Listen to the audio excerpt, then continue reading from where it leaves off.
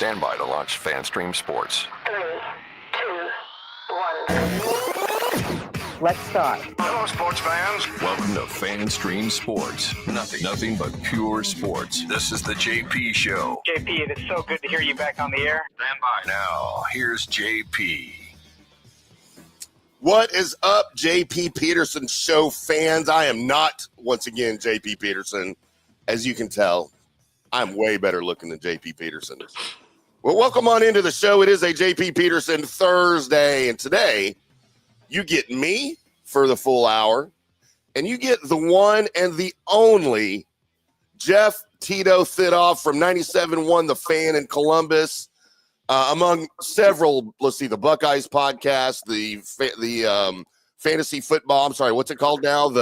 I think we're on Fantasy Football Islands where we're going to roll. Fantasy Football Island. They plane. I guess it's the play is what you'd be saying instead of the plane. Jeff Thidoff from Columbus, live from the Columbus FanStream Sports Studios. How are you, Jeff? Doing well, man. How are you doing? God, these are big shoes to fill.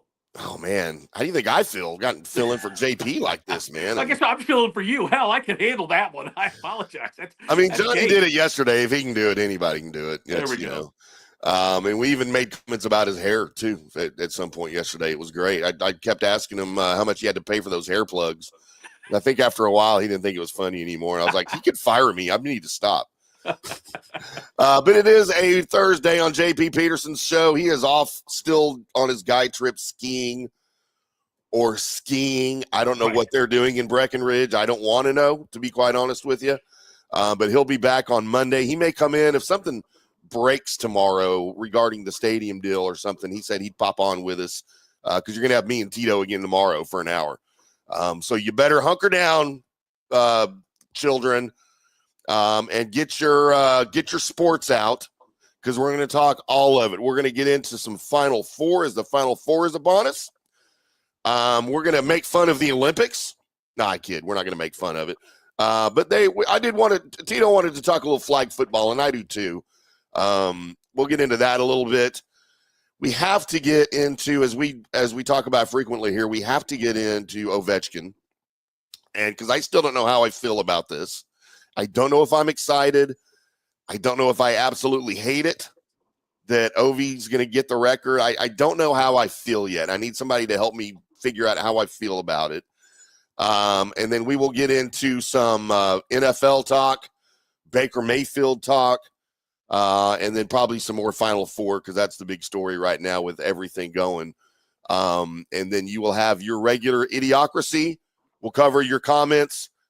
We've already got some comments. Nathan Elliott, Scott Rasnick, thank you for chiming in. Nathan says, hello, Jeff. Nathan, how are you, my friend? Thank you for tuning in. How's the hand? Nathan, thank you for asking. My hand is just about back to normal. I have a level of swelling on my hand 24/7 because I have a boxer's break there from, punching people so many times throughout my life. That's about as normal as it's going to look. As you can see, my pinky doesn't even go straight. But thank you for asking. So, Tito, he's referring to the third worst physical pain I have ever felt in my life when I was going out to check the mail. It was a week ago Monday. Grabbed the mail inside the mailbox about 11 o'clock at night. I'm walking up to the front door, and it feels like somebody sticks a Bowie knife through my hand. And then I hear the fluttering of what I can only imagine are pterodactyl wings going by because they were so loud. Right. And something stung me. I never knew what it was. I never saw it, but it was the third worst physical pain I have ever felt in my life. And I've been stung by everything, scorpions, wasps, hornets, bees, everything. And it has never hurt this bad in my life. And I told that story on the air, and then like a day later, my hand swelled up like a tennis ball. Oh my gosh. I could feel whatever it was, the poison or whatever, like going up my arm. Like it was stiff and hot inside my arm. And I was like contemplating going to the ER about it, but then I thought, meh. And then the next day, some of the pain and swelling started to subside. So I was like, survived that one. Good for me. That's a good way to get hurt, though. Like what I'm saying is that's a valiant way. That's a brave way. I do the stuff like, I adjusted my seat in my car, and now all of a sudden I can't move my back or something like that. I get the weird, like those are the ones that Right. are the weak, wimpy ones. Yeah. Getting stung by something, and the fact we don't know what it is makes it all the more Yeah. intriguing. It could very well be a pterodactyl. We don't know. Dude, I think that on that Wednesday on the Colby Sapp and IndyCar Tim show, Colby was so concerned. He was Googling like stings and stuff in the middle of the show. And I think he determined it was a the tarantula hornet or something, the ones that sting and kill tarantulas. Oh, wow. And eat them from the inside, like, and feed them to their baby wasps or whatever. But it was gnarly looking, dude, and it hurt. So just to clarify, the first two worst pains I've ever felt in my life. Both involved another man. No, not this time. Oh. Actually, one of them probably did. One of them does, because I was playing hockey. Okay. And I blew. What do you call it now? Like on our ski trip. Right. I was playing roller hockey here in Dallas, and I blew out my knee. Okay. And it was the ACL, MCL, LCL, ripped the cartilage. And what's funny is there was about 30 guys on the rink and, on the boards, on the dashers there. Every single one of them came up to me and they're like, dude, I heard it. I heard it pop. Like from over there, I heard it. I was like, just please stop talking to me right now. So that was pretty painful. But by far, and it's not close, the worst ever was my my kidney stone episode of 2018. And I've had like 3 separate episodes. Right. These had to be surgically removed. And I had to wear a catheter for a week. God. And that was not comfortable. And the doctor's like, okay, if you get an erection, it's going to hurt even more. So tell your wife to stay away from you. And of course she didn't. And it hurt even more at the time, I think she did it on purpose. She really hated me. But dude, that was the kidney stone was so painful. I don't remember why I named it this. Right. I named my kidney stone Nolan Ryan.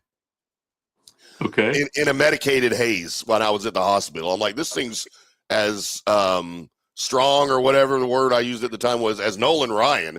So then the kids and the wife and even now, like when I got stung, my son that was here he was like, Dad, does it hurt as bad as Nolan Ryan?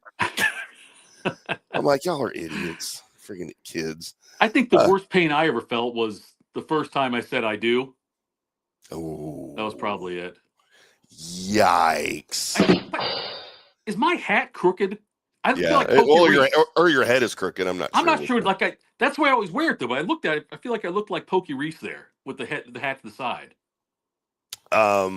Yes, Scott, there's a big vote today about repairing the trop if they don't put it off again. If anybody hears anything about that, I don't know what time the vote is, but if it's during the show, somebody please update us on that, because JP's not here to care so much about it, as he often does. I love the fact they're playing in a smaller stadium. I love the fact that them and the A's are both playing in smaller stadiums. I do too, and they're selling out. I mean, even the A's sold out that little pissant stadium out in Sacramento, Scrotumento, as I affectionately refer to it as. The place is such a toilet, man. I hate Sacramento. I had to go out there with the Mavs a couple of times in the 90s to cover Kings games when they were going out there. And, dude, that Arco Arena was a toilet. Sacramento was a toilet. I just hated everything about it. And we drunk one night. We all started talking about it and referring to it as Scrotumento. And it's just what it is to me now. I can't help it. I wonder. I've wondered about this. I've talked about this before in the shows, but like, if they redid, like if all of a sudden the NBA started now, brand new, there's so many cities that wouldn't get teams. The same thing NFL, Major League Baseball. Like I don't think Sacramento would get a team today if they started the NBA over. In the NFL, I don't know if they give a team to Buffalo or Green Bay. Great fan bases. I'm saying if you look at just the demographics of the city, the populations and all that, I don't know if teams like that or cities like that will get teams again. Well, and it's odd too because you had a team like move there voluntarily. It wasn't like an expansion situation. They were in Kansas City. Where were they before Kansas? Where were the Kings before Kansas City? They were Kansas City. They were trying to remember. Were Omaha, right? Were they in Omaha? Okay, then they moved to Kansas City. Well, before that, even before that though, they were the Cincinnati Royals. They were Cincinnati, the Royals. Ohio, That's what I was trying to think of. Yeah, they were the Royals with Oscar Robertson. Yep, with a big O. But so little cities like that. And, I mean, would Green Bay get a football team? Right. Hell no. No, they wouldn't. You'd look at it. There's no way they go. They go to Milwaukee. It's funny to me too, Tim. Back in the '60s and '70s, I don't know if people remember this. Maybe early '80s. They would play half their home games in Milwaukee. It'd be four of their home games would be in Milwaukee, or at the one time 7 of their 14 home games. Yeah, 7 of their 4 or half of their home games. Yeah, would be in Milwaukee, and the other County half Stadium. Yeah. And so to think that was, granted, now we're talking 40, 50 years ago, but still, it's amazing to think that where it's at now. And that was still with their Super Bowl not that far behind them when they would do that. Yeah, I can remember the Cowboys going up and playing them, at County Stadium in Milwaukee. And I remember being confused, like, why are they called the Green Bay Packers if they play in Milwaukee? I didn't even know what Green Bay was at the time, Yeah. Little kid Tim. But yeah, it's insane thinking that there's no way they would do that now. They would never miss home games. Now they're talking about giving one up. They're talking about now. It's already been announced that the Steelers are going to play over in Spain, and they're talking about their opponent being the Packers. So I think Steelers are they in Ireland or Spain? Oh, one or the other. I think they're in Ireland. Yeah, somebody's playing in Spain though. Yeah, they've got. And by the way, I hate the way the NFL does that because if you're going to sit here and tell me that home field advantage matters in the playoffs, like if home field advantage is a big deal, if it's a big deal, don't take away one of my home games. Mm-hmm. You know what I mean? You're penalizing me then. So either home field's a big deal, or it's not a big deal. But if it's a big deal, just like with the Cubs and Dodgers playing over there. Now, granted, baseball's a lot longer season. It's not as pronounced with the advantage. But still, if you're telling me I'm playing for that, I want to have home field advantage throughout the playoffs. By the way, everyone else in my conference is going to play one more home game than me. Right. Not everybody. Most teams are, because some teams will be overseas also. But and you don't need to grow the game. I don't care if people in Ireland like the NFL. If you like the NFL in Ireland, then you'll watch the NFL at whatever time it comes on, 4:00 in the morning. You'll watch it. So that always pisses me off when they do that. I would rather, if they're going to take away a home game, I would rather they put it in a college stadium. That's normally to get the NFL maybe, but that could be that, like play a Steelers-Eagles game at State College, and play a Browns-Bengals game at Ohio Stadium, something like that, and try to find other places where it caters to our fans here in the United States. And I don't care if Mexico or Brazil likes the NFL, whatever. It doesn't matter to me. Go play a friendly, whatever. I still don't know what that means. Everybody that knows me knows I'm not a soccer fan. I can't stand it.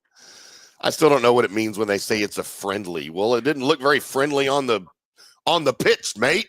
Tim, the very first time I ever covered a soccer game, okay, first time I ever had to write an article about a soccer game, I was stringing for the Tampa Tribune, and they were playing in Columbus Crew up here in Ohio Stadium at the Horseshoe, and I'd never once covered a soccer game, and I think they paid me $25 to do it. It might have been anyway.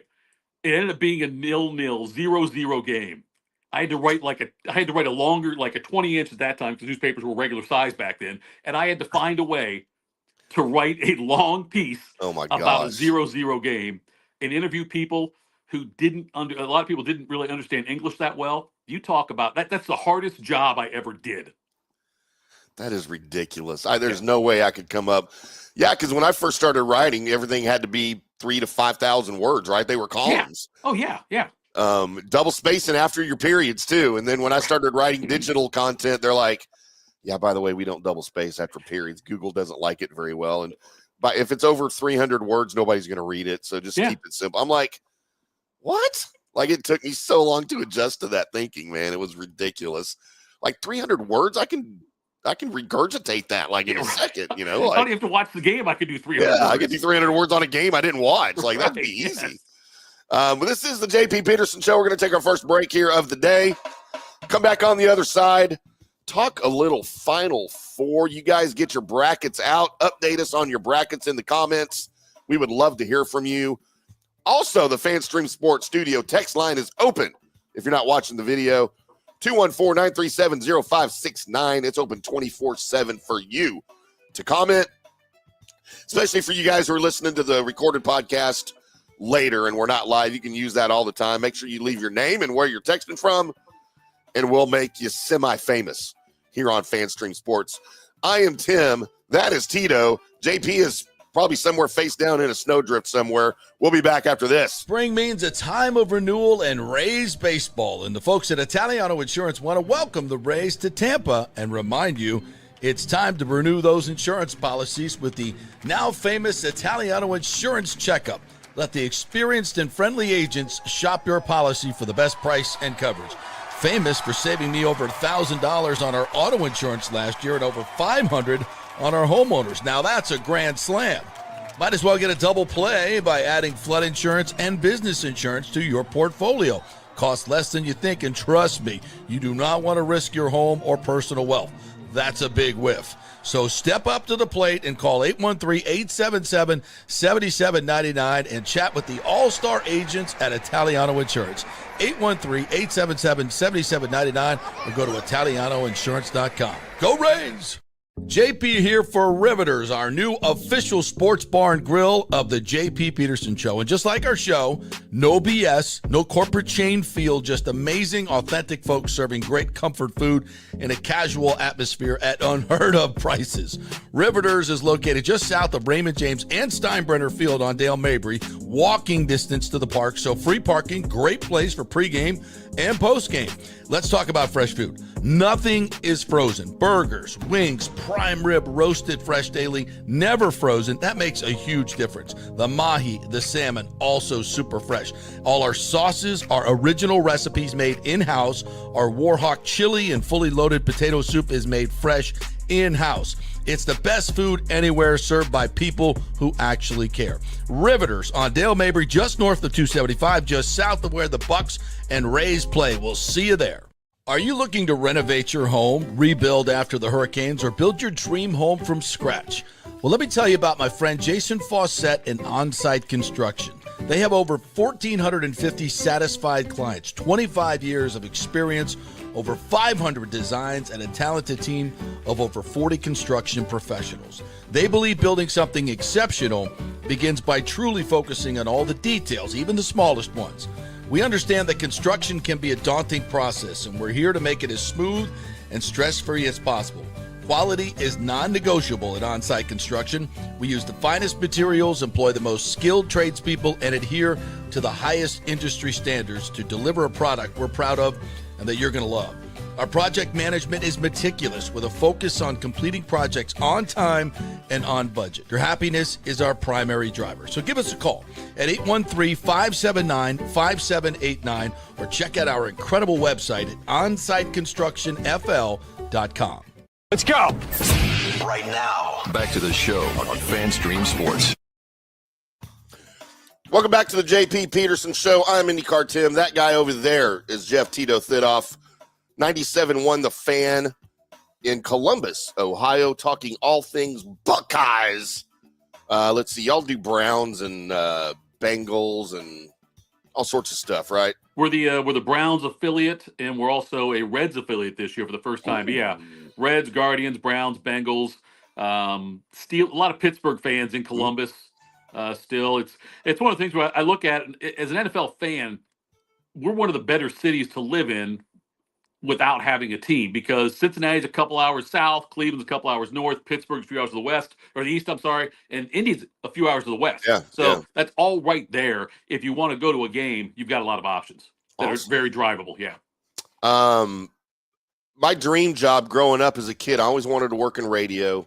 Mm-hmm. My dream job was I wanted to work for WKRP in Cincinnati. Oh, yeah. You can violate some HR laws with some of those people that work there. Well, I would violate all of those HR laws with Bailey and Lonnie Anderson. And as you've gotten older, has the ones you found attractive changed?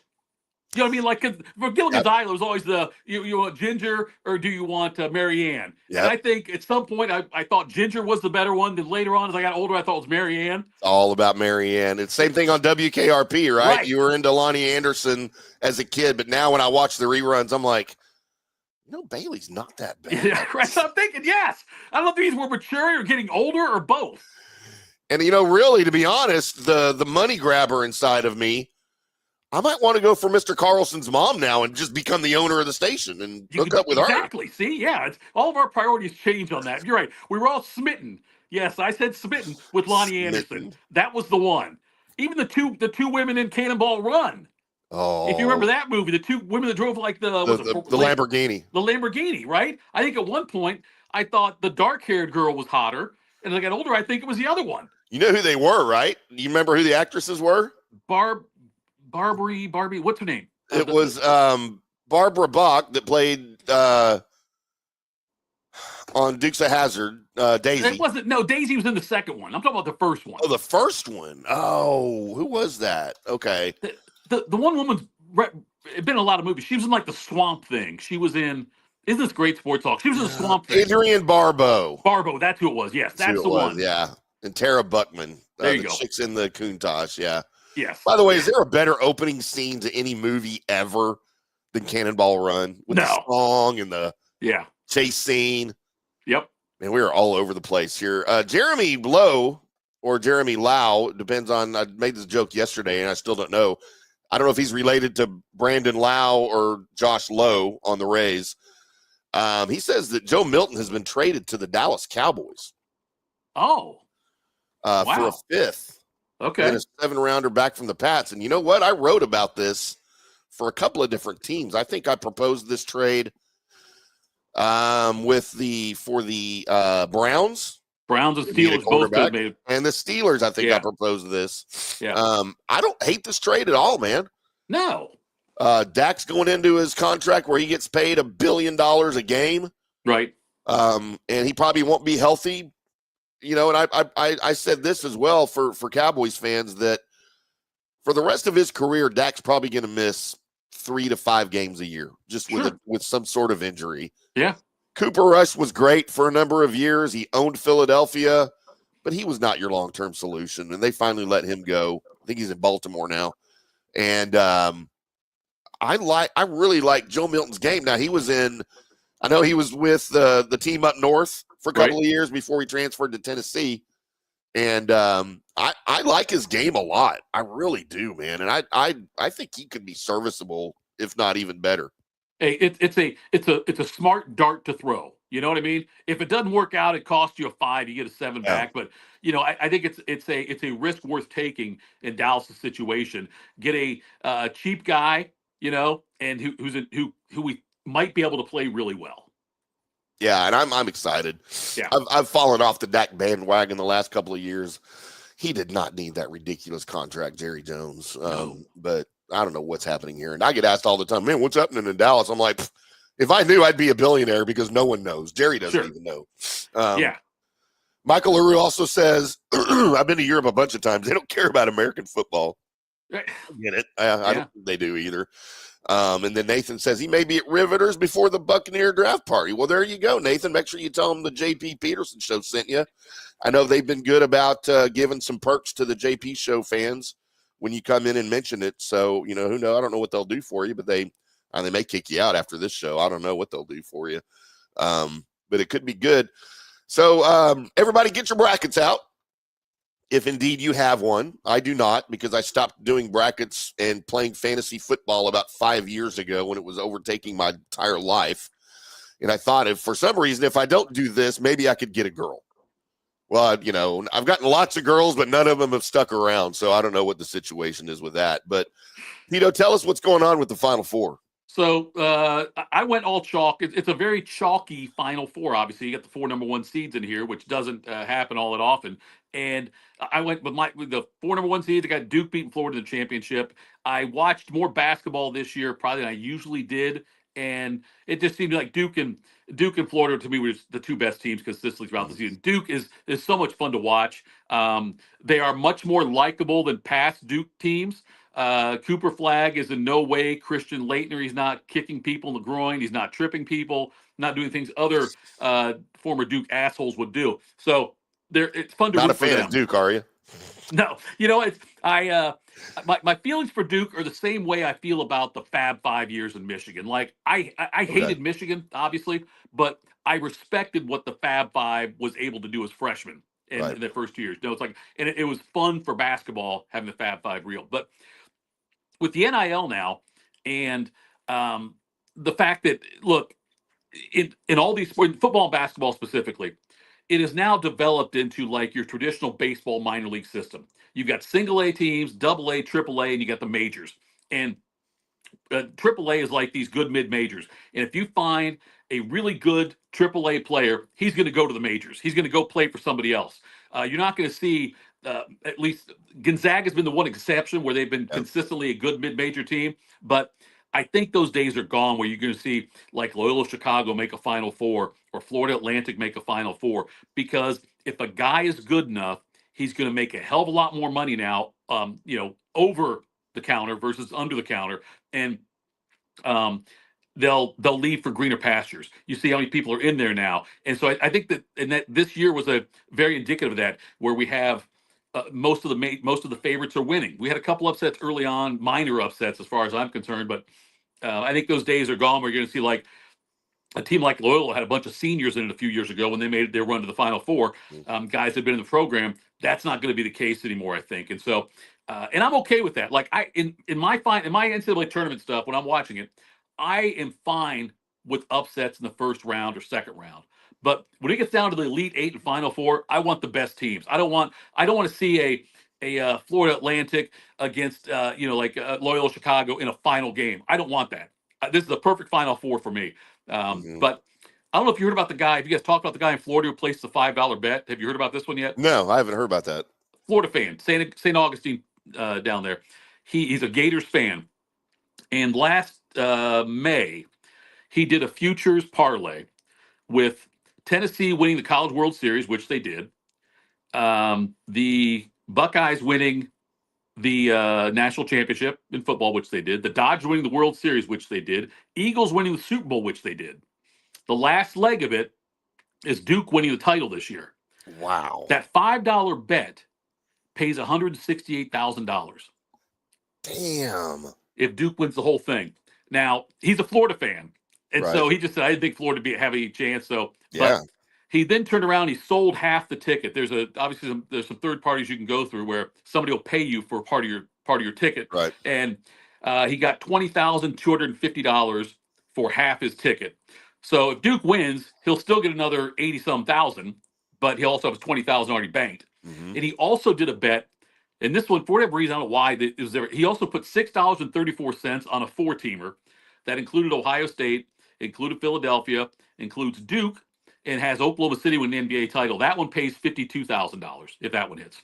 But that won't hit because Oklahoma City's not winning an NBA title. I don't think they are either. That's one he'll probably cash out at some point, I would think, if Duke wins it. But and I was thinking about this too, Tim. I don't know if we're ever going to, like, it's really, people in Columbus are upset because Ohio State missed the NCAA tournament again, and for men's basketball. And I started doing some research looking at this and just realizing how difficult it is to be elite in both football and men's basketball. It has many teams that have been able to pull it off. I know that a couple years ago, or last year, Alabama was in the Final Four, and that was coming off a 12-2 football season the previous in the 2023-2024 season. But you look at this year, you got Duke, Florida, Auburn, and Houston. Duke 9-4 in football this past season. Florida 8-5, Auburn 5-7, Houston 4-8. There hasn't many schools that have been consistently able to do this. Florida did it in the when the Urban Meyer and Billy Donovan days were going on there. Florida was able to do it, but by and large, and I wonder if you're a good football program. Let's say you're let's say Texas. Okay, let's say you're Texas and you're an elite football program. Would your fans be okay with taking some of the money you were going to use towards football and putting it towards basketball? I don't think there's any way in hell they'd be okay with that. They want basketball to be better, probably.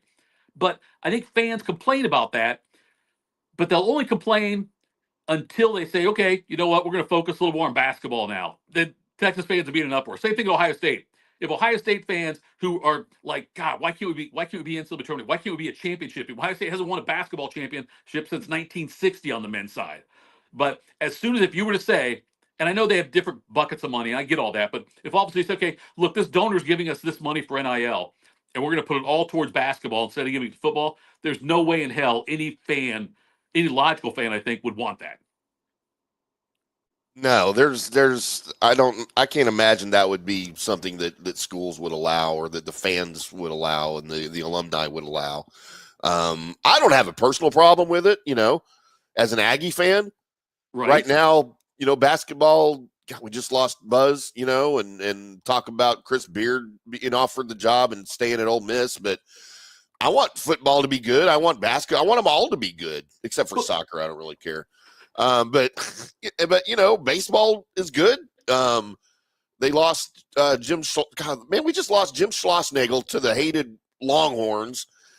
And now we lose Buzz to Maryland, which nobody cares about Maryland unless you're Randy White, the Manster. The Manster, that's right. Good pull. How you like that?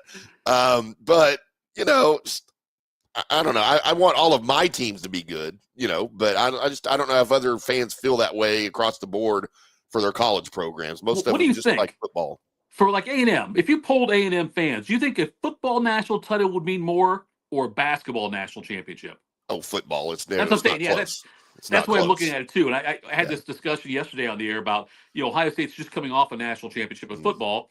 And I said, coming up now in this upcoming season, if I could give you one or the other, a football championship or a basketball championship, and most people side with the football again, even though football's won, in most people's lifetime, at least 3. And basketball, like I said, has won since 1960. But in football, winning one this year would mean back-to-back again. You know what I mean? If they won another one coming up here. So I wonder, like, how fans, if you gave them choices, like, obviously, others, I think most schools would say football. Yeah. Yeah. No, I agree with that 100%. And I think maybe the Aggies are a poor example of that just because it's A&M. No national titles since 1939 and always getting made fun of for not being good enough and for being the little brother to the Longhorns. But, I still think most look at let's take the Longhorns, for example. Yeah. I guarantee you they would place more value on a football championship than they do a basketball championship. Yeah. And even in the SEC and the world of the new SEC where it's becoming a basketball conference, I don't think that changes anywhere across the board in the SEC. Every school would value a football title way more than a basketball title. And that's the part that's weird because, a lot of these schools, though, they've won football titles more recently or been prominent in football more recently and consistently than in basketball. Like A&M, though, look, this new NIL stuff, they should be able to just spend and spend and spend. I mean, Phil Knight out at Nike has told them, whatever you want to spend, I'll give it to you. I just want to win a national championship in football before I die. So do whatever you got to do. And he's giving guys enticements like the one kid he got from Ohio that was going to go to Ohio State, looked like, and picked Oregon because Knight's given him a signature shoe. It's like that. He's got that ability to do that. I gave that speech to A&M once. You guys go get some players, spend as much as you want. I will give it to you. Just keep it under $20. Right. Yes. And that's how they find their quarterbacks in College Station. Apparently, they pay them $20. So right, they're overpaying them. It is what it is. Let's take another quick break, Tito. Come back on the other side, and you prepared these nice little teases, and I didn't read the other one, so my apologies. But yeah, let's get into. I know we're a little bit behind on all of this. What do you want to do? Dealer's choice. We can talk about both of these things as the Olympics have gone too far, Tito. And we hope one entity doesn't cave. And also a great one is on the verge of being passed.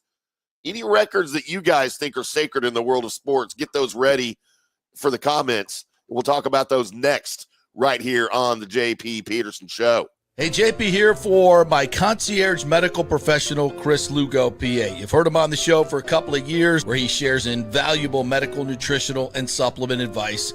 With Chris, it's like having a medical provider as your best friend. What I love about this concierge service is the convenience and support he offers. I can text or call him 24/7 with any questions or concerns, and he'll promptly call in a prescription if needed. No office visits or copays required. It gives me peace of mind knowing I have someone genuinely invested in my health, not just focused on insurance profits. And the best part, the Bay Area Modern Medical Center's personal concierge service is more affordable than you might think. Don't let insurance companies dictate your health care. Take control of your health and wellness today. Visit BAMMC.com for more information and to schedule your initial free consultation. Empower yourself and take charge of your personal health with BAMMC.com. JP here for the Jeeves Law Group and my man Scott Jeeves, who lives right here and has long been a highly respected member of our community. He's a proud sponsor of the Tampa Riverwalk. Jeeves Law Group is also a proud sponsor of our Grand Central District in St. Pete. and has neighborhood events throughout the year. He has an office on Central Avenue in St. Pete and one on South Howard in Tampa. You can't get more local than that. So when you need an attorney, are you going to hire some huge firm that advertises all over the state, or the one that supports your favorite sports show? It's the Jeeves Law Group. We're local, we're trusted, and we get results. For personal injury and personal attention, call us for a free case evaluation. That's 8889-JEEVES. That's 8889-JEEVES. Summer is coming. Do not get caught with your unit unprepared. Your AC unit, of course. The awesome folks at Third Generation Plumbing and AC have a special going on right now. You get a free 1-year maintenance package with any purchase of a new unit. They have special 60-month financing as well, so you don't need a huge chunk up front. Third Generation has an impeccable reputation built over 30 years of doing business. They do plumbing, AC, mechanical work, anything you need around the house. They are trusted folks. Go to the website and read the 5-star reviews. Deidre said, great company that always arrives timely. We have used them for our AC both in home and business and have been very happy. The staff is knowledgeable and professional. I would recommend Third Generation again and again. So give Third Generation a call at 813-961-8024 or go to thirdgenerationplumbing.com. Let's go. Right now, back to the show on FanStream Sports. Welcome back to the JP Peterson Show right here on FanStream Sports. And look, Johnny yells at me when I don't give out the studio text line often enough. And I'm about to give an example of why I don't. All right?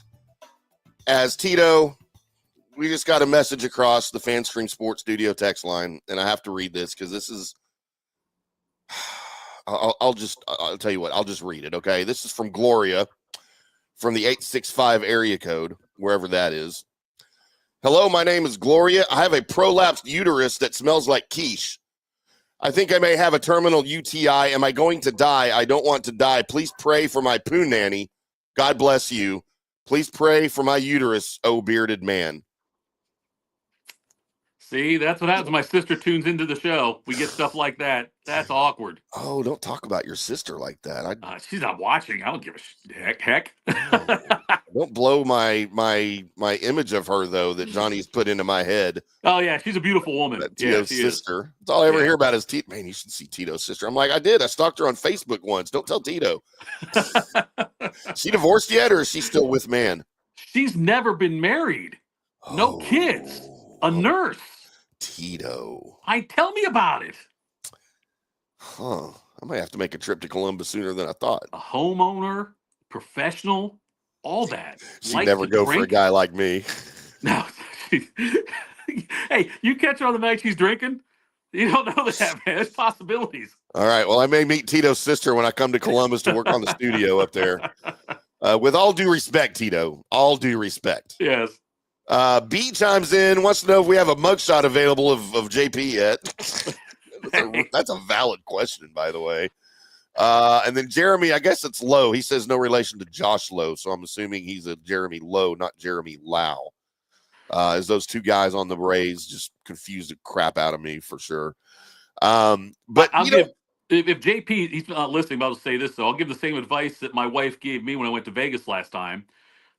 You can come home with no money. You can come home with a hangover, but don't come home with chlamydia. You know what? That is good advice. Or any other catchable disease, I guess. Right. You know, there's a bunch of them out there. Tito, you wanted to get into this Olympics thing, and then we've also got Ovechkin talk. So flag football. You know, we had breakdancing coming in the last Olympics. Now they're going to do flag football. And look, I don't mind it. I don't mind the concept. If you want to add new sports, that's fine. I think they've gone too far with all the stupid sports they've added, but it's okay. It's like anything else. If I don't want to see it, I won't watch it. Right. So it's okay. My problem, though, is they're talking about NFL players playing in this flag football in the Olympics. And I feel the same way about this. I feel about the NBA players playing the Olympics. And I don't – world domination sports don't matter that much. And those sports don't matter that much to me. What matters more is I don't want to see somebody – if it's my team and I've paid a lot of money to go watch this team play, and I really want to see this team win a championship or whatever, I don't want to see my key players get hurt in an exhibition game. And Joel Embiid, I thought he was stupid. I thought the team should not let him play in the Olympics past year. They did, and then he played, 17 games this year. He's out for the year again. Yeah. Kyrie Irving, when he played in the Olympics, after being injury prone for much of his early part of his career, Cavs win the championship. Then he goes and plays the Olympics. I thought that was a mistake. If Mahomes were to get hurt, don't tell me it can't happen, because Robert Edwards of the Patriots had a fantastic rookie year in '98 and then got hurt in a beach football game, Pro Bowl weekend.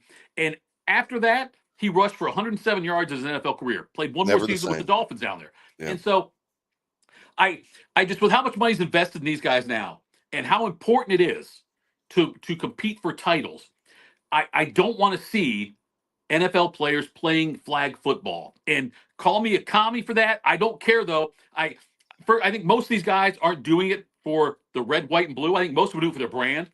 I think that's why a lot of the NBA players do. I think that's why some NFL players may do this, not to represent the country. I'm not saying that's not part of it, but I think really the main thing is I'm going to get my name out there. I can now all of a sudden, you can put it on my list. I've won a Super Bowl and a gold medal, and look at my new Nike shoe or my new Adidas, whatever it is. Yeah. And so I don't buy into the whole I'm doing it because I bleed red, white, and blue. Right. I don't think that's the case in with a lot of these professional athletes. Yeah, and I agree with you. And while I enjoy watching the NHL players in the Olympics, I really do. I think, to me, that sport is the exception for this. I never enjoyed, even in the '94 Dream Team, I didn't enjoy watching those guys beat everybody on the basketball court. I really didn't. And it was fun for a lot of people to watch the dominance. I didn't think it was fun. And you're not going to have contact NFL style football ever be an Olympic sport. So they're going with the flag football, which I enjoy flag football. And those guys that play that on a regular basis, man, those guys are talented. Yeah. Let those guys do it. Yeah. Let those guys showcase their abilities. It doesn't, and I guarantee you, dude, some of these NFL players could not hang with those guys. There's no way they can hang with a lot of those guys. It's a different sport. It's not the same. Baseball, though, I didn't mind baseball. The pro guys playing that for some reason. I have a real double standard, it seems, when it comes to some of these things. But I didn't mind baseball doing it. I don't mind hockey doing it. But I really don't want to see any of the other sports. Yeah, to be honest. I'm just, look, I go back to the fact Robert Edwards got hurt in a non-contact beach football game, and so cost him his career. Yeah. Yeah, it did. He was a rookie running back on that Patriots team that went to the Super Bowl. And so, and to have that happen after that and completely end his career, I'm done with. I don't like all-star games anymore. No. What the Major League Baseball used to be fun before interleague play, because it was maybe before everyone changed teams every couple of years too. But seeing Nolan Ryan face Pete Rose when Ryan was at the Angels, something like that was always fun to see. Rod Carew against Valenzuela, stuff like that. But it doesn't. Now interleague play and everything, it doesn't mean anything to me. I'd rather just, if you want to give the guys a day off or shorten the season somehow, do that. But I don't need to see the NBA. The NHL stuff was fun this year. That may be a little different for me, I guess, but I don't need to see a Pro Bowl ever again. No, not ever. Yeah. And interleague play is interesting. You bring that up. I was all into it when it first happened, sort of as an exhibition. What was it, like 96 or 97 or something, way back in the day when they first proposed this and they did it for the first time. I think the Rangers actually played in the very first ever interleague game there at the ballpark in Arlington. I forget who they played.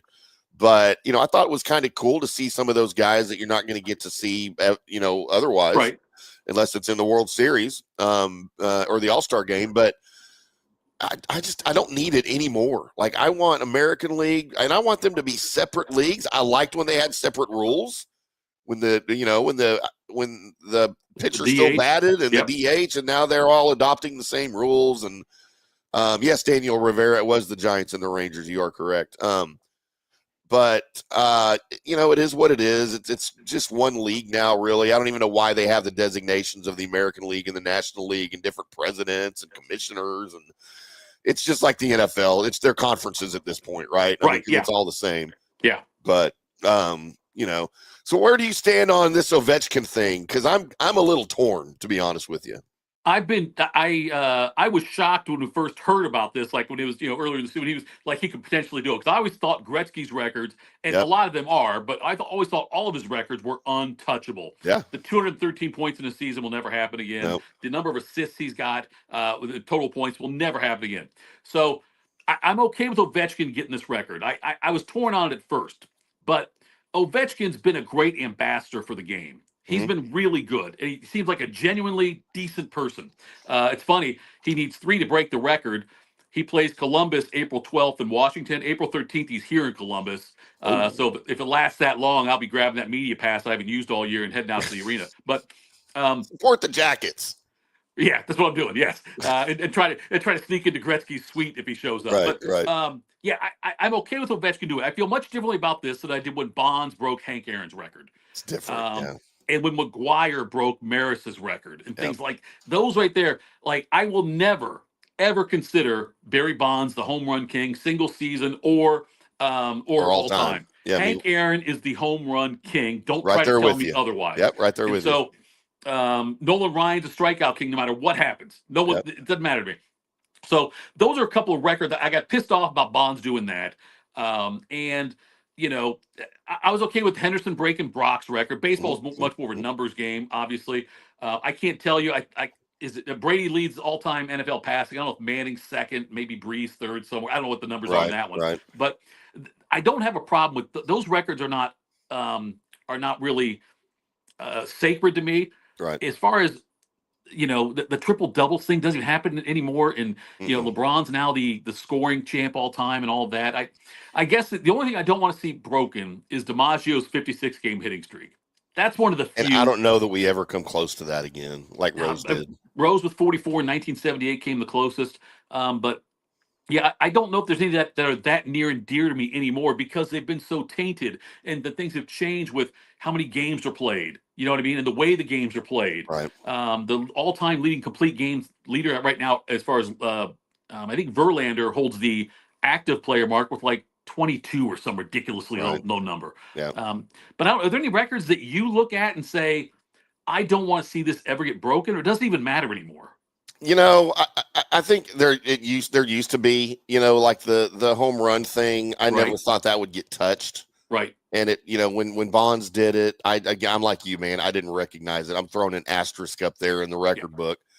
To me, it was Maris, and I don't care that the number of games. He played in 154 instead of 144 that Ruth did it in. I didn't like Barry Bonds. I hate Barry Bonds. Yeah. And to me, it kind of comes down to the guy that's doing it. I just don't want him to do it. That's not the case with Ovechkin. I don't have anything against Ovechkin. He's earned it. I don't adore him as a player. I don't hate him as a player. To me, he's just one of those guys that's been steady his whole career. He's got longevity on his side, which you have to have for that record. Right. And when it happens, dude, I think I will stand up and applaud it, and I think it'll be a fine moment for the NHL and, for Russian hockey players. There's a lot of people that are like, man, he's Russian. We don't need him to break that Canadian record. I'm like, no, it's an NHL record. It's not a Canadian record, right, or whatever. So that doesn't bother me at all, I don't think. I was trying, like, the biggest jerks to own major records like that are probably Bonds and Rose, right? Yeah. Yeah. I can't, like, I don't care. Pete Rose is my second favorite baseball player ever. Oh, hey, dude, listen, I wore 14 jersey, the first baseball jersey I ever wore. Pete Rose is one of my favorites. I don't know if I told you the story or not, Tim. I'm sorry. I know we got to go to a break here, but when I went out to Vegas last year with my buddies for our annual trip during football season, I reached out. I was able to get hold of Rose's agent. Ooh. And I said, look, I'm out there this week, these days, and I know Pete does autograph stuff all around there. I worked for 97.1 The Fan in Columbus. Is there any way I could meet Pete and do a quick interview with him that I can use at my station? And the guy said, boy, that sounds great. But Pete's in Tennessee that time you're here for a gathering with Reds players and stuff for a Fan Fest thing. And so I missed it, and he gets back from the Fan Fest and dies. Whoa. Yeah. Dang, that's almost as bad as the story where my broadcast partner on the Colby Sapp and IndyCar Tim show killed Johnny Cochran. Did you ever hear this story? No. Remember who Johnny Cochran is, of course, right? Of One course of the OJ lawyers. Yes. If it doesn't fit, you must have quit. So Colby was covering the Cowboys for Fox Sports Radio here in Dallas at the time, and he was down on the field when Emmett broke the rushing record. Right. So he's running around with his little Kodak, looking for somebody. Remember those things? Yeah. Looking for somebody to interview, and he sees Johnny Cochran. And he's like, and there was nobody around him. So he walks up to Johnny Cochran and to interview him about, hey, can I mind if I just talk to you? I don't want to talk about OJ, and I just want to talk about Emmett. And he's like, yeah. And so he starts to interview him, and he goes on about, it's great when a fine young black player can break a record like this. It's good for the league, except to refer to him as Emmett Thomas instead of Emmett Smith. So Colby immediately, he's like, well, I can't use this. So just kind of being rude, immediately he pulls the microphone and starts walking away and stutters into the microphone. That dude's got a brain tumor or something. Johnny Cochran died of a brain tumor, dude. Colby killed Johnny Cochran. Oh, that's outstanding. I remind him of that just about every day. That's not as bad as when me and JP almost killed off, who was it? Bill Clement and Gary Thorne one day talking about him here on the air. And we thought we just for sure, like, they're both gone, right? It's been forever. And so we went to break, and then I went and looked it up. I was like, oh, no, they're not gone. JP, they're still both alive. We just almost killed them. So, good Lord. It is what it is. This is the JP Peterson Show. I am IndyCar Tim. That is Jeff Tito Thidoff, 97.1, The Fan in Columbus. Yes, Columbus is a city. Respect it. We're going to come back on the other side. Talk about what are we going to talk about? You wanted to talk about NFL team again reveals its stripes and not in a good way. That's next on the JP Peterson Show. Those stripes. I hate those stripes. Ciao, Paolo Tini here, owner of Caffè Paradiso, voted number 3 People's Choice Award on Open Table. I want to thank all our loyal family of customers that have been enjoying our great traditional Italian dishes we make from scratch every day. It's a great family story we're proud of. Our family moved from Rimini, Italy in 1984. My dad, Caesar, started Donatello, and that's where I got the start in the restaurant business. I started Caffè Paradiso on South McDill in 1995, and we've been there ever since. From our traditional ossobuco, a veal slow roast for 4 hours, to our daily fresh catch, the Gruppo Paradiso, with a piccata sauce and lobster claw meat, homemade pasta like lasagna, farfalle salchicha, which is a bow tie pasta homemade with fresh sausage. Hold on a minute, JP's favorite. I love it. So come and have a glass of wine with me on South McDill. Get a reservation on Open Table and see all our 5-star reviews. Ciao, see you soon at Paradiso. JP here for Riveters, the official sports bar and grill of the JP Peterson Show. We're located just south of Ray J and Steinbrenner Field, so it's a great pre- and post-game spot, and the happy hour is amazing. Monday through Friday, 3 to 7. Check out these specials.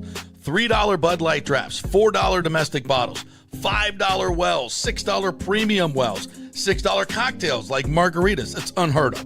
And the Riveters food is freshly made daily. No freezers. Happy hour food specials include $3.50 tacos and barbecue sliders. $6 you get edamame or chips with the beer cheese, which is amazing.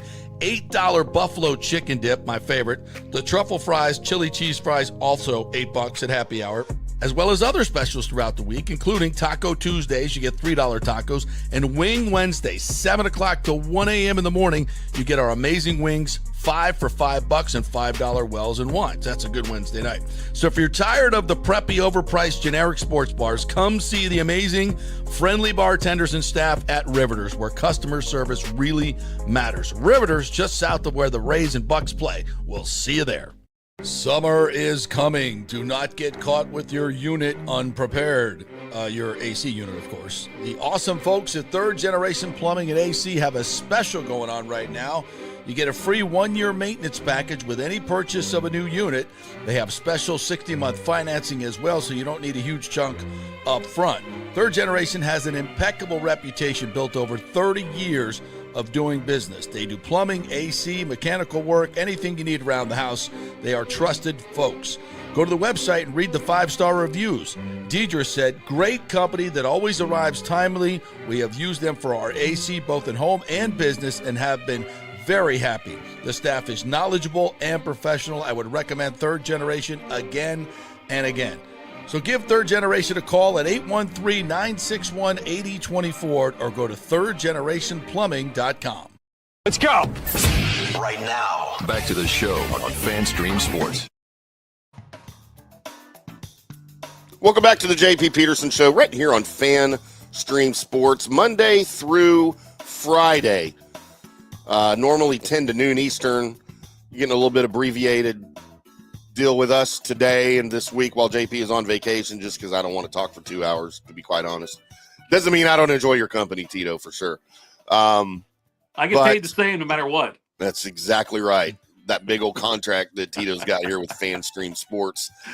Daniel Rivera brought up a good point here in Dallas, talking about legendary sportscasters in Dallas. Yes, Vern Lundquist, Del Hansen, Norm Hitzges. Of course, Daniel, I don't know if you know or not, but you can hear the great Norm Hitzges right here on FanStream Sports with his 3 times per week podcast called Just Wondering over at fanstreamsports.com. Go check it out.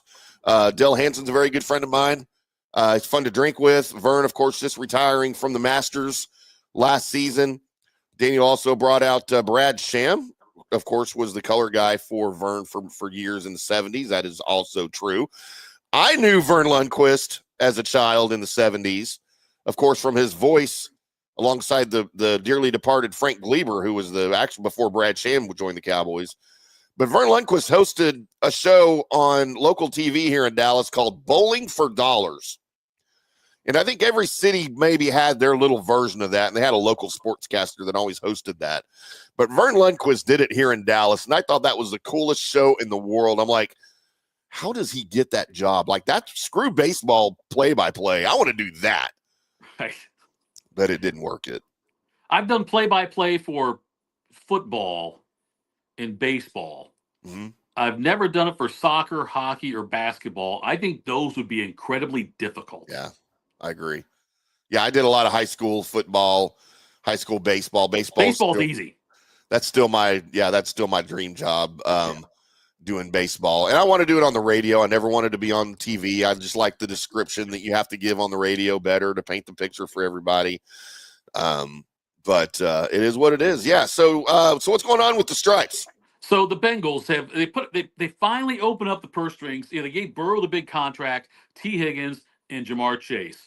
But they've got Trey Hendrickson, who really is their defense. He had more sacks than the rest of the team combined this past season. He's one of the best, Trey Hendrickson, and he wants a new deal. He's got 1 year left on his deal. And earlier this offseason, the Bengals said, you can seek out a trade if you want. And he went out and looked around, and nothing came. And the Bengals finally said, you know what? I don't think we want to trade you. But what they said, though, was the vice president, Katie Blackburn, was asked yesterday, and this is on The Athletic where I saw this, about, is it feasible to pay those 3 offensive guys and still pay Hendrickson market value? And this is what she said. I think he should be happy at certain rates that maybe he doesn't think he'd be happy at. I think some it's on him to be happy at some point. If he's not, that's what holds it up sometimes. So, it takes him to say yes to something. And also, we have all the respect in the world for him. He's been a great player. We're happy to have him. And so maybe we'll find a way to get something to work. We're just going to see where it goes. And that pissed Hendrickson off. Wow. She hasn't been talking to his agent at all. He said that they haven't communicated with his agent directly in a couple of months, is what he said. And so it's a very Bengals thing to do. But I think they've got limitations. I did not know this till recently, Tim. But if you give somebody, say you give Joe Burrow a contract, and it's whatever millions of dollars, and say you're guaranteed $150 million. The Bengals then have to put $150 million in cash in escrow. Oh, really? All guaranteed money in NFL contracts. When you sign that contract, the team has to put that much money in escrow. Wow, I didn't know that either. And so that's some of the differences. Like the Bengals, they're not some rich team. They don't have the money that Jerry Jones has got. But so that could limit them. Wow. And so, but they're idiots. They don't keep Hendrickson. If they don't find a way to make this work, they're idiots. Hendrickson's a great defensive player. Yeah. Much like your situation, Dallas, Micah Parsons, right? I mean, Micah and Jerry aren't getting along right now, are they? No, and we had, it's funny, we had Terrence Parsons, Micah's brother, in studio a couple of weeks ago, and he was talking about it with the great Mike Fisher in the FanStream Sports Dallas studios, and he brought it to light some situational things about Jerry and Micah. Did you know Jerry, and this came out the other day here in Dallas, Jerry doesn't even know the name of Micah's agent. You know what? That doesn't surprise me, really. That Right? does not surprise me. So he just wants to negotiate with Micah. He doesn't want to talk to. Well, you know what, Jerry? This ain't the oil field. That ain't how it works. You know, It ain't the glory hole. they say it ain't the glory hole. And you know, Right. Micah really doesn't like that either. He's not a big fan of his agent, as Terrence pointed out to us. There may be some changes made there at some point, but as it stands now, he also said that Micah wants his next contract, this next big one that he gets, to be his last. He wants to play. He wants like 5 years. And he wants to play it out, and then he wants to retire. Yeah. And go into something else, you know, which, you know, if he wants all those numbers, then he's not going to get in the next 5 years. But, you know, that's certainly his prerogative. But I thought that was real interesting. And it's interesting. So Terrence Parsons does a podcast with Tad Prescott, Dak's brother. So you've got Micah's brother and Dak's brother doing a podcast. And I will tell you this. I don't think any of them are listening in Tampa. It is unlistenable. Oh, it's that bad? I was going to say, why aren't there in Fantasy Sports? But now I guess I know why. Dude, it is awful.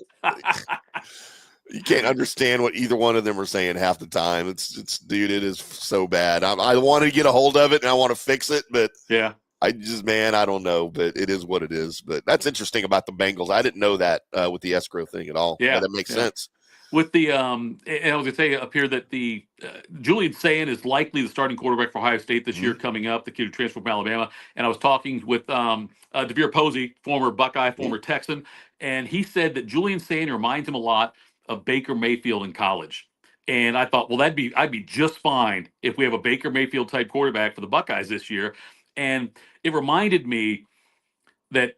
Because, you know, I used to be a Browns fan. Then when they left, they tore my heart out. And I was not going to be fans of them again. When I went turncoat, I guess, the Steelers. But with all these quarterback problems the Browns are having and the Deshaun Watson debacle and that, like, one of the worst contracts, and that's only keeping Dak Prescott maybe being a worse contract now. But the fact they did what they did with Deshaun Watson, and it brings me great joy to see Baker Mayfield doing well because the Browns had him and he wanted to be in Cleveland. He won a playoff game here and the Browns cast him aside. And for Deshaun. And you know what? It may have ended up being good for Baker because he got humbled a little bit, went to the Rams, you know, and the Panthers briefly. Yeah. And so he's had, maybe it helped him a little bit mature and grow as a person and a player. Maybe so. But I openly, even though he was a douchebag for putting the Oklahoma flag at the middle of the Ohio State at the horseshoe after they won that game, and that pissed me off. I've now turned around, much like the Ginger and Mary Ann debate. Yep. I think I have also done that now. I've gone from hating old Baker to loving new Baker. Wow. Yeah, I've got a lot of friends that are Texas Tech fans that hate Baker Mayfield, and they'll never go off of that because he left Texas Tech. I'm like, right. He wasn't going to play. Yeah. It was a good thing. He wasn't going to beat Mahomes out for a job there. You know, it's good that he left. He didn't leave as a jerk either, though, did he didn't leave and say, oh, screw this place or whatever. Because we got some Ohio State guys do that, and I never root for those guys again. Yeah. But like Tate Martell, when he came here from, he was going to be, I'm going to be the quarterback and all this stuff, and I'm going to be great, and I'm going to recruit people, and I'm going to compete with Justin Fields for this job, and I'm going to try to win this job. And then he leaves after he loses the job and does nothing at UNLV or Miami. Yeah, and see, for me, Baker, I hate the Sooners. You know, I hate the Sooners. I hate the Longhorns.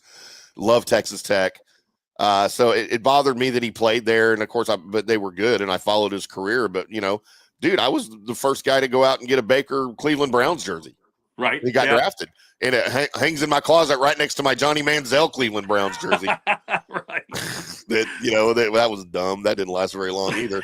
But dude, I have a Texas A&M Johnny Manziel. I have a Montreal Alouettes Johnny Manziel jersey. That's outstanding. And I even have a Dallas Cowboys Johnny Manziel jersey that I just had made because I thought for sure, he'll play for Dallas at some point. But anyway, it's funny. I do too. I've loved Baker, and I just love that attitude, man. That I planting the flag and all that stuff. I know it rubs a lot of people the wrong way, but dude, I think it's great. Of course, he never did it to my team, but he's got energy. Yeah. He's got vibe. It's really cool. That's a good way to put it. Yeah. All right, boys and girls, that's going to wrap it up for us today in an abbreviated JP Peterson show. Special thanks to Tito for all the preparation he did. As this is the next couple of days will be my flu games because, dude, I do not feel well at all. I apologize for the low energy today. I know I'm not bringing my A game today. But we got to play hurt when JP's gone. It's what we got to do around here. Jack and NyQuil. It's all you got to do. Dude, I'm about to down about a full bottle of NyQuil and all the Benadryl I can do at the same time, and I don't even care what happens to me.